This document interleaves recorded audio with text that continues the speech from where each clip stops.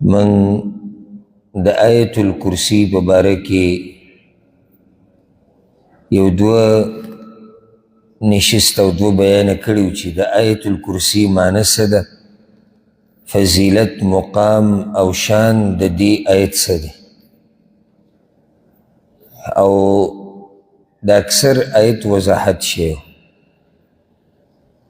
یو څو خبرې پکې پاتې دي، هغه به انشاءالله نن مکمل کو.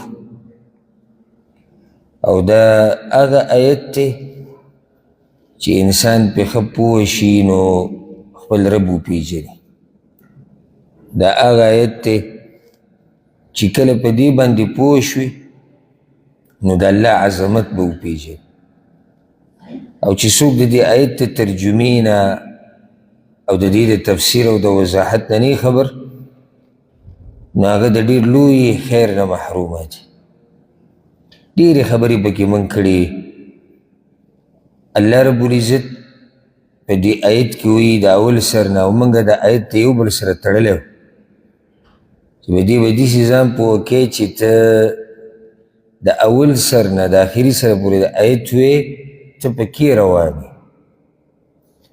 داسې نه چې یو ځای کې ته ودرېږې چې یاره دا خبره څنګه په دې زه پوه نه شوم، چې ته بلکل د آیت د یو بل سره تړلی وې او پې پوهېږي. او موږ خبره ذکر کړې وه چې دې کې څو جملې دي او د اکثرو جملو معنی هغه موږ ذکر کړې وه. نو دې صورت د دې عفوا د دې آیت په اوله کې دي اعوذ بالله من الشیطان الرجیم بسم الله الرحمن الرحیم الله لا اله الا هو. دې بیا داسې روان درته وایم چې موږ ته زړې خبرې را یادې شي. الله نشتی حقدار د بندګۍ مگر هغه. دا د عقیدې مسله د بنیادي چې دا عقیده دې نه وه، که ته یو زر کاله د الله عبادت وکړي د دې مسلې نه علاوه، هغه ستا نه قبلېږي. الله نشتی حقدار د بندګۍ مگر هغه. اوس درته بیانوي چې ولې صرف حقدار د بندګۍ هغه دی، بل څوک نه دی. نو الحی القیوم، همیشه ژوندی دی او نظام چلوونکی دی.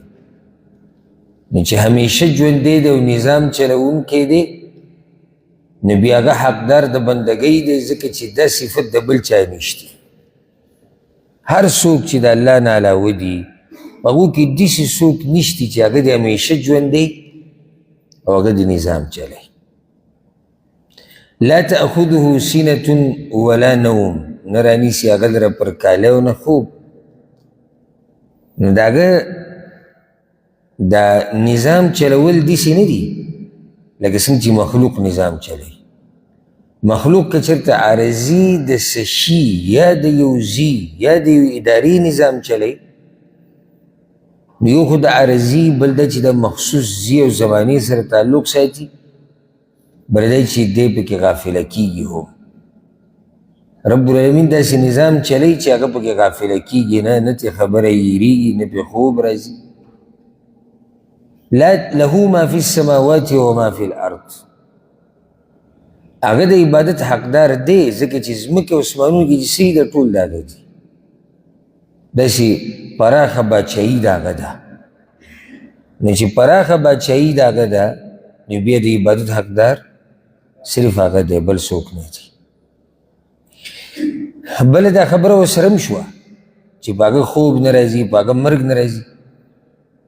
او دا دومره لویه بادشاهي چې د چا یي، نو په هغه باندې خوب او مرګ راتله دا د هغه سره ښایي نه.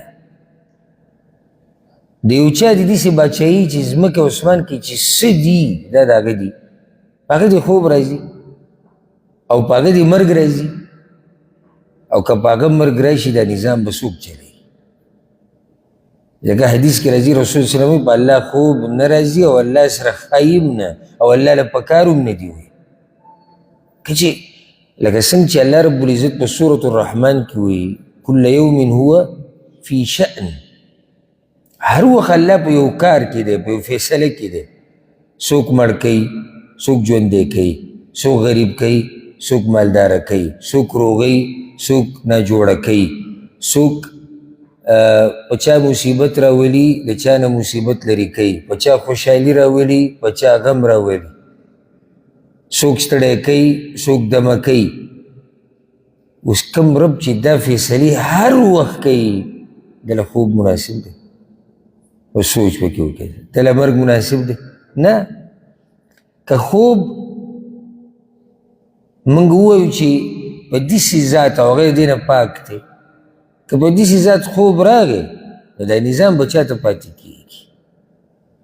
او دا خو داسې هم نه دی چې د کلونو خبره ده، چېرې کال کې الله رب العزت یو فیصله کوي د پلاني په باره کې چې د هغه نوم محمد دی، چې دی به مري، دا بل عبدالله دی دی به پیدا کېږي، دا بل عبدالعزیز دی دی به غریب کېږي، دا بل عبدالرحمن دی دی به مالداره کېږي. د کال خبره نه ده که نه، روانه مسله ده.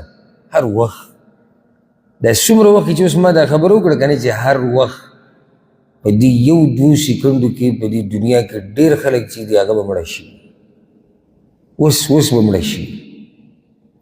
ډېر ماشومانان به پیدا شوي دې وخت کې، ډېر خلک به په دې وخت کې بیماران شوي چې تکلیف په راغلی په چا، د چا نه به تکلیف ختم شوی، څوک به غریب شوی څوک به مالداره شوی. لا تأخذه سینة ولا نوم، هغه خوب نه راځي په هغه مرګ نه راځي. پراخه باچایي ده دا، او دومره باچایي ده او داسې پراخه چې د هغه د اجازت نه بغیر څوک د هغه په دربار کې سفارش هم نشي کولی. من ذا الذي یشفع عنده الا باذنه، څوک دی هغه کس چې سفارش وکړي د هغه په دربار کې مګر په اجازت د هغه.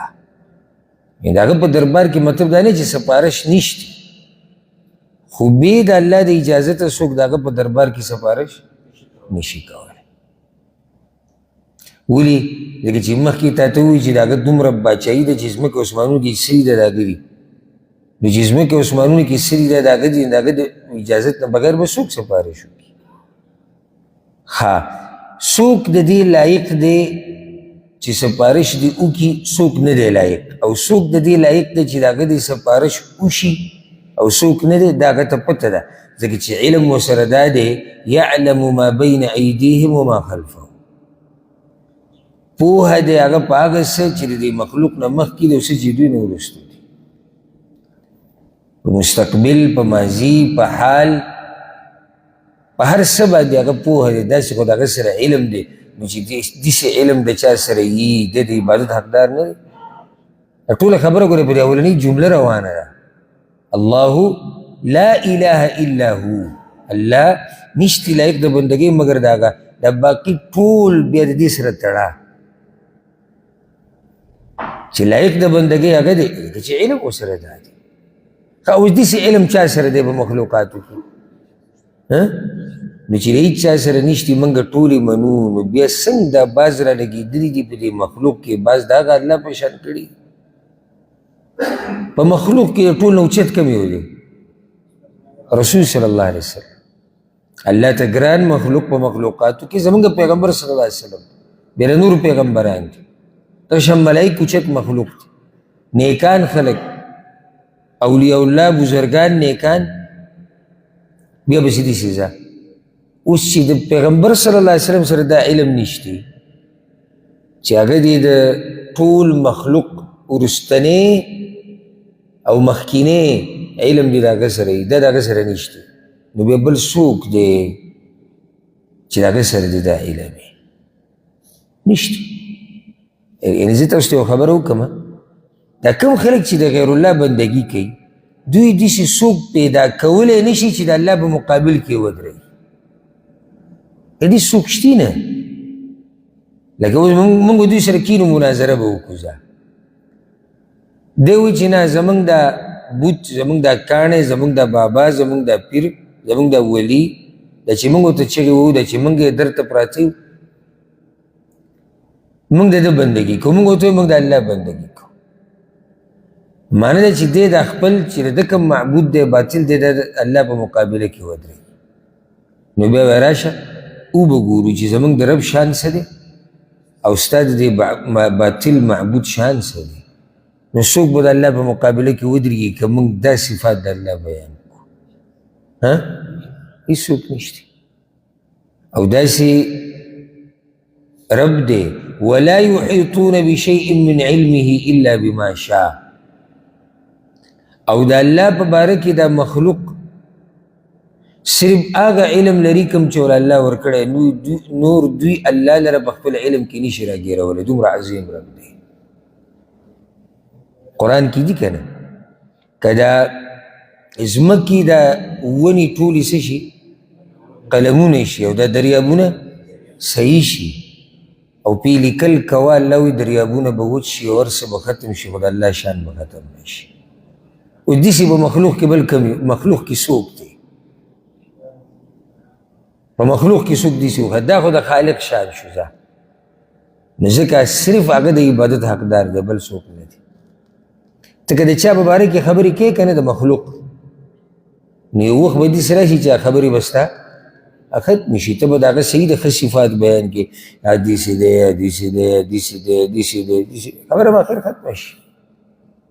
د رب العالمین به ته ډېر څه بیان کړې خو ډېر څه موږ ته معلوم هم نه دي. دوی چې هلته الله وایي مخلوق الله لره په علم کې نشي راګیرولی. هغه دعا د رسول وسلم به غوښته اللهم اني اسألك بكل اسم هو لك. ډېر اوچته دعا ده، موږ یې تفصیل ذکر کړو. یا الله زه تا ته ستا هر نوم وسیله کوم چې هغه ستا نومي زه تا ته وسیله کوم، په هغې د هغې په وسیله د نه سوال کوم. سمیت به نفسک چې تا خپل ځان له یې ښودی او انزلته فی کتابک، یا هغه نوم ته آسماني کتاب کې رالیږلی دی، او علمته احدا من خلقک، یا یو مخلوق ته دې ښوولی دی، او استأثرت به فی علم الغیب عندک، یا هغه نومونه چې تا په غیبو کې ځان سره ساتلي دي چاته دې نه دي ښوولي. معنی د الله داسې نومونه او صفات شته چې موږ ته نه دي معلوم. نو ته څنګه د الله عظمت به پوره بیان کړي؟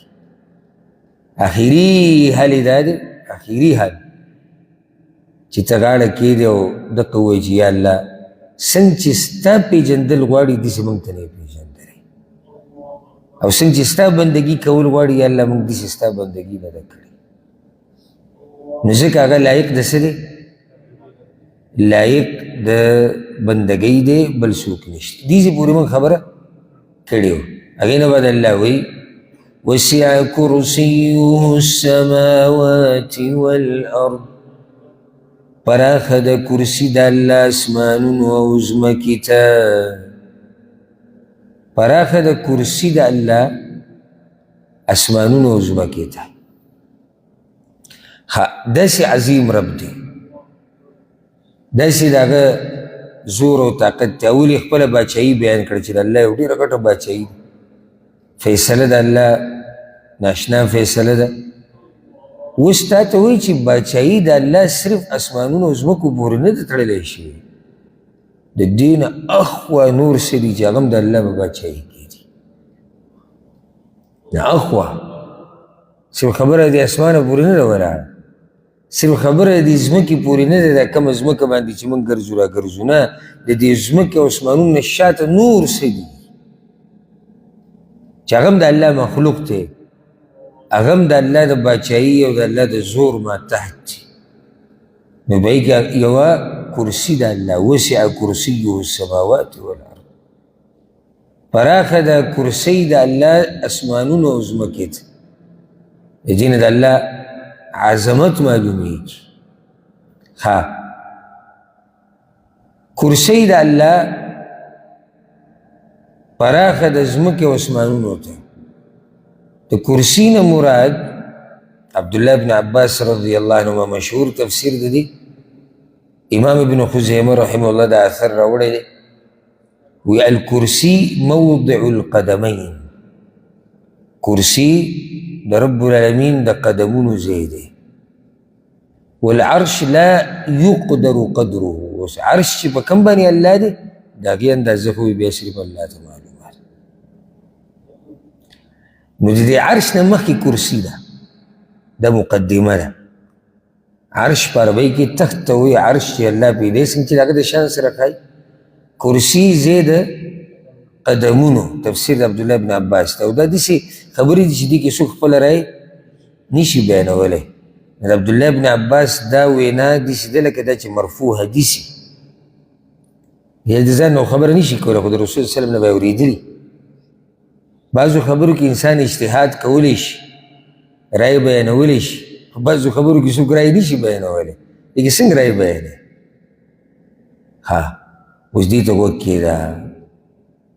یو حدیث کې داسې راځي، صحیح حدیث دی، ابو ذر الغفاري رضی الله عنه هغه وی ما وی چې یا رسول الله ای آیة انزلها الله عليك اعظم، په دې قرآن کې کوم آیت الله په تا باندې ډېر عظیم الشان آیت را لېږلی؟ دا ابو ذر غفاري تپوس وکړو.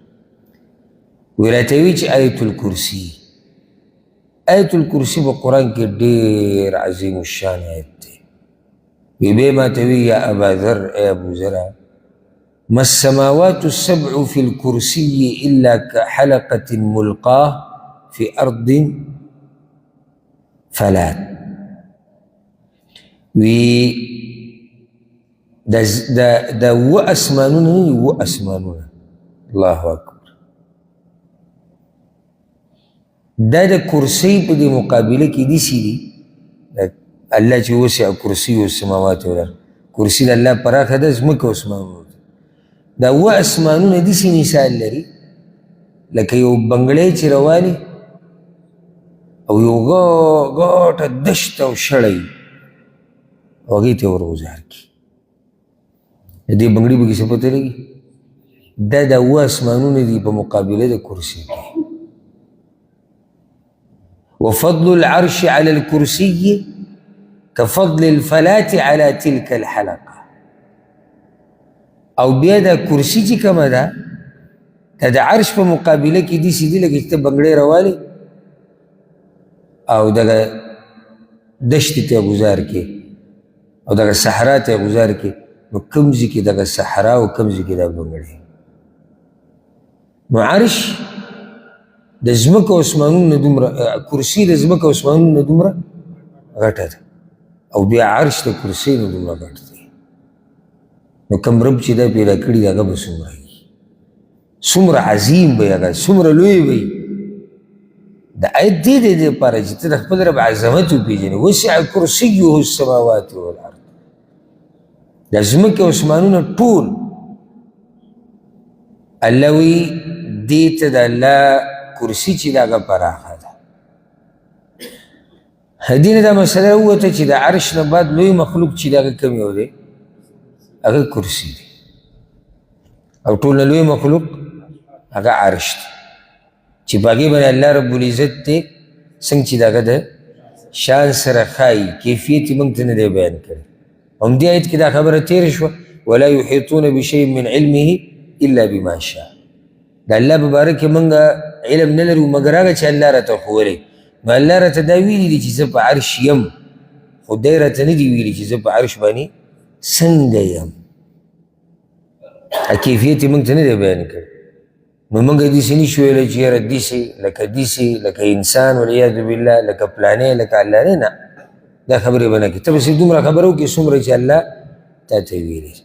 د دې نه دا مسله هم راووته چې کرسي دا یو مخلوق دی، الله پیدا کړی، دا یو معنوي شی نه دی. بعض راشي دلته ترجمه کوي وایي د دې مطلب دا دی چې زور د الله پراخه دی ځمکه او اسمانونو ته، باچایي د الله پراخه ده ځمکه او اسمانونو ته. نو الله دې ځای کې د باچایي نشو ویلی،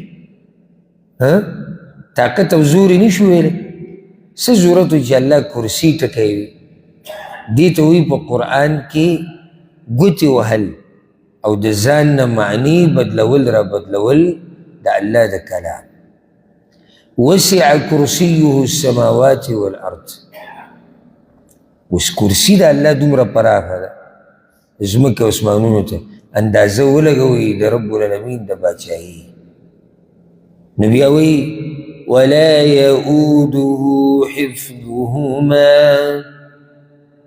او نه ستړی کوي هغه لره حفاظت د دغه دواړو. دواړه څوک دي؟ نه نه، ځمکه او اسمان. ولا يؤوده حفظهما، رب العالمین لره نه ستړي کوي حفاظت د اسمان او حفاظت د ځمکې، ځکه چې نږدې تذکره دې شوې، نږدې تذکره دې نه ده.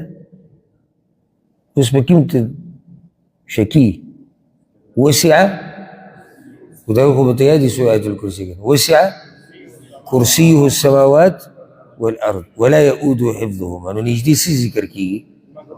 السماوات والارض. نو ضمیر هغې ته راجع دی.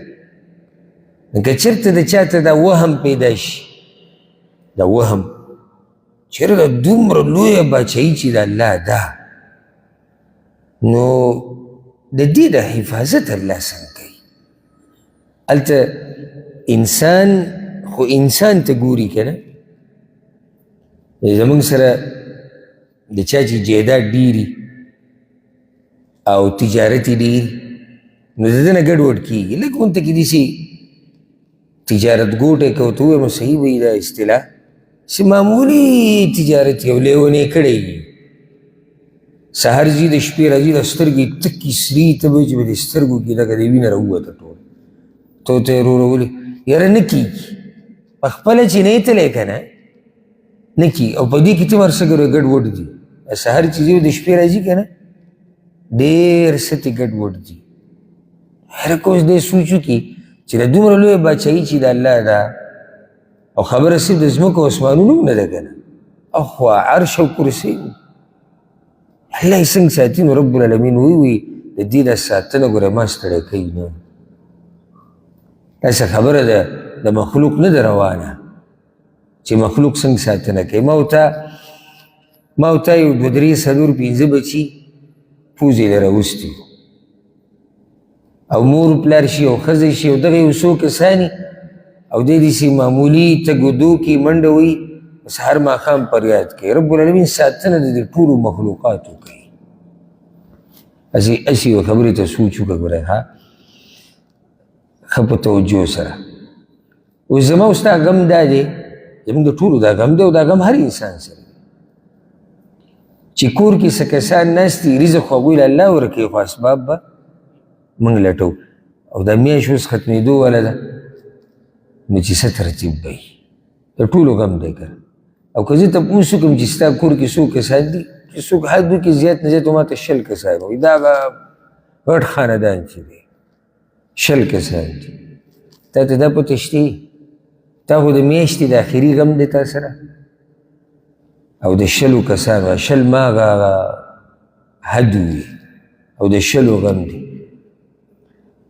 د روزانه مسله ده، د روزانه، او په ورځ کې یو پیر نه ده. په دې سوړه کې چې کم میږې اوسېږي رب العالمین هغه ته رزق رسوي. نور مخلوق پرېږده، زه نور نه ذکر کوم، مخلوقات څومره ما پکې صرف میږی راواغست. په یو سوړه کې یو میږی دننه پروت دی، رب العالمین رزق ده ته رسوي. دا باچایي به د چایي او داسې ساتنه به څوک وکړي د خپلې باچایي او د دې مخلوق اوبو کې دننه یو مې ګرځي را ګرځي، رب العالمین وایي ده ته رزق رسول دا زما کار، زه دله رزق ورکوم. لکه په زه به څه شمار به مونږ بیان کړو د مخلوقاتو، پیریان، انسانان، زناور، د بوټي او ونې، دوی ته هم رزق میلاویږي، دوی ته هم د نور د اوبه د هوا د سیلۍ د ټول هر څه ذمه رب العالمین په خپله اخیستې ده. خو څه چې ګډوډ کېږي نه، مور راولګي ولله المثل الاعلى، دا خو هسې زه یو مثال بیانوم د پوهې لپاره. مور بچي له نوڼۍ ورکوي، چېرته خیال مو کړی دوه ورته ناستي که نه واړه واړی، او مور پلیټ کې سالن اچولی انګولې، او هر یو خوله وازه کړي مال او مال، نو چې هغه یو له ورکړي هغه بل نه نوڼۍ پاتې شي، هغه خوله وازه کړي وي ماله، چې هغه له ورکړي بل خوله وازه کړي وي ماله، رب العالمین دی ټول مخلوق له په یو ځای رزق ورکوي، په یو ځای.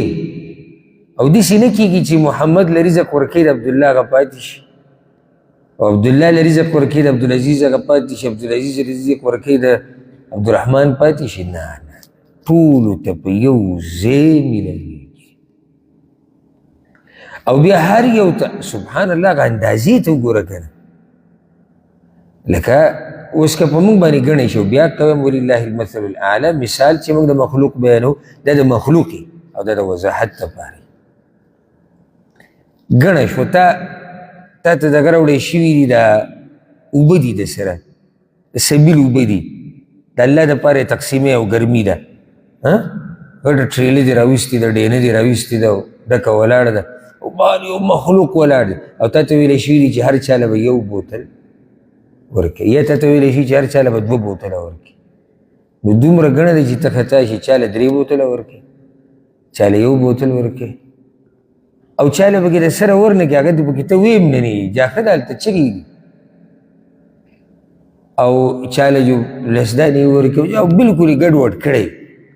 رب العالمین ګوره ټول مخلوق له په یو ځای رزق ورکوي، او هر یو له د هغه په اندازه ورکوي، هر یو له د هغه په اندازه چې ده ته کم رزق مناسب دی. الله اکبر. هسې بله ورځ ما یو خبره کې سوچ کوم، موږ څه لیکل مې کول په یو کتاب، او انشاءالله الله دې توفیق راکړي، زر به تاسو ویم نه که الله طاقت راکړو چاپ بشي. هسې د رب العالمین دا نوم چې دی رب، او هغه پالنه کوي، او هغه په څه طریقه کوي، د دې مباره کې خبره وه. نو خبره دا ده چې ګوره رب العالمین پالنه په یو طریقه باندې کوي. نو پکار دا دی چې د انسان ماتحت چې څوک او پالنه یې دی کوي، نو چې دی په یو طریقه وکړي. خبره په دې لیکله وه، نو دا خبره پکې مخې ته راغله چې وګوره رب العالمین چې دا پالنه کوي د انسان، او د مور په خېټه د ماشوم شي، نو داسې ناڅاپه एकदम دی دنیا ته نه راوباسي، ځکه چې دنیا د هوا او د سیلۍ دا دله مناسب نه ده. نو دی وساتي د مور په خېټه کې 9 میاشتې کم او زیات، دا پالنه کوي الله رب العزت. بیا ده ته په خېټه کې ده ته داسې رزق میلاویږي چې هغه د ده سره مناسب دی. نو هم د ده که د مور د بدن نه ده ته یوه لاره کولاو شي، او په هغې ده ته رزق میلاویږي، هېڅوک ترې خبر نه وي. او چې بهر راوځي بیا که نه، او بیا زموږ پر یادونو ته ګورو، پی راوړه غواړي، او پلانې او دوایي او ډاکټر، او د 9 میاشتې دننه و، والله که به څوک پوه شوی وي چې دننه څه کیسه روانه ده. دا سلسله ده ته روانه، کله چې دی مناسب شو د بهر د دې هوا او د دنیا د هوا مناسب شو، رب العالمین دنیا ته راوویستو. نو چې دنیا ته راوویستو، نو ده سره اوس دا نه دی مناسب چې ده ته ډوډۍ ورکړي او انګولی ورکړي او غوښه او چرګ او مهی او نه نه، لا بدن کمزوری دی. نو رب العالمین د مور په بدن کې داسې لارې کولاو کړي چې ده ته بې پی میلاویږي. دا رزق ورکول دي د الله، هر یو له د هغه مناسب او په اندازه، او هر چا ته. نو بیا چې کله د ده بدن قابل شو د دې چې د نور څه وخوري، نو رب العالمین له بیا نور رزق را پیدا کړو، د پوی او قصه ختمه شوه. او بیا دی داسې روان و، د هرې مرحلې سره قصه بدلېده. اخري یو ورځ راغله چې هغه ما اخري دانې خپله وخوړوي، د هغې نه بعد پرې مرګ راغی. په دغه دانې چې اخرنۍ نه یې خوړلي، دې دنیا نه ځیم نه، ما ته ووایه داسې بچایي بله د چا ده. زه حیران یم دا کم خلک چې د غیر الله بندګي کوي، چې اخر دوی څه لیدلي دي په مخلوق کې چې دومره ترې متاثره شوي دي. که موږ ته څوک وایي، نو موږ خو د خپل رب دا عظمت او دا بچایي دې موږ ته دا خبره خولې ده او په دې کې ښکاره ده چې رب العالمین د عبادت حقدار دی او هغه یې کې یوازې دا کار بل څوک نشي کولی